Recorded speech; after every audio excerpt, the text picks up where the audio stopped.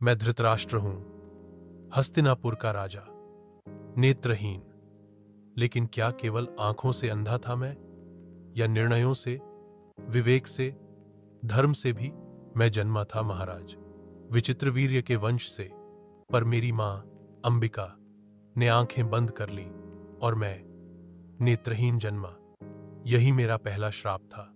राजसी कुल में जन्म, लेकिन कोई मुझे राजा नहीं बनाना चाहता था। पांडु को गद्दी मिली और मुझे मिला अस्वीकृति। जब पांडु वन को चला गया, मुझे सिंहासन मिला, लेकिन मैं कभी राजा जैसा नहीं बन पाया। मैं डरता रहा सत्ता छिन न जाए, सत्य मेरे बेटे को ना निगल जाए, और इसी भय ने मुझे अधर्म के पक्ष में कर दिया। बिना तलवार उठाए मेरे 100 पुत्र थे, पर एक था जो सबसे मुखर, सबसे महत्वाकांक्षी था, दुर्योधन। मैं जानता था वो धर्म के मार्ग पर नहीं है, लेकिन वो मेरा पुत्र था, और जब पिता बनता है तो राजा पीछे छूट जाता है। मेरी सबसे बड़ी गलती यही थी, मैंने एक पुत्र को राष्ट्र से बड़ा मान लिया।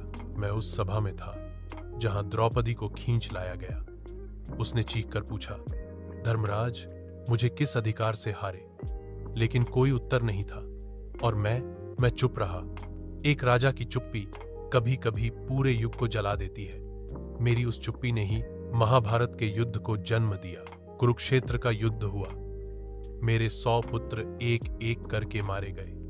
संजय मेरी आंखें बने, पर जब उन्होंने बताया दुर्योधन मारा गया, मैंने अपनी आत्मा से रोना शुरू किया। मैंने लोहे के खंभे को तोड़ डाला, पर अपने निर्णयों को नहीं। महायुद्ध के बाद मैं गांधारी, विदुर और कुंती के साथ वन को गया। वहां उस मौन वन में मैंने पहली बार खुद को देखा, वो भी बिना आंखों के। विदुर ने कहा, राजा वही होता है जो न्याय कर सके, ना कि केवल राजगद्दी पर बैठा हो। और मैं सिर्फ एक बैठा हुआ पत्थर था। मैं धृतराष्ट्र हूं, एक अंधा पिता, एक असफल राजा। मेरे भीतर स्नेह था, पर न्याय नहीं। मेरी चुप्पी ने द्रौपदी को अपमानित किया, मेरी मोह ने पांडवों को जलाया, और मेरी सत्ता लिप्सा ने हस्तिनापुर को राख कर दिया। मेरी कहानी यह नहीं कि मैं देख नहीं पाया, बल्कि यह कि मैंने जो देखा उससे मुंह मोड़ लिया। और याद रखना, जिस राजा के पास आंखें तो हों पर विवेक न हो, वो भी धृतराष्ट्र ही कहलाता है।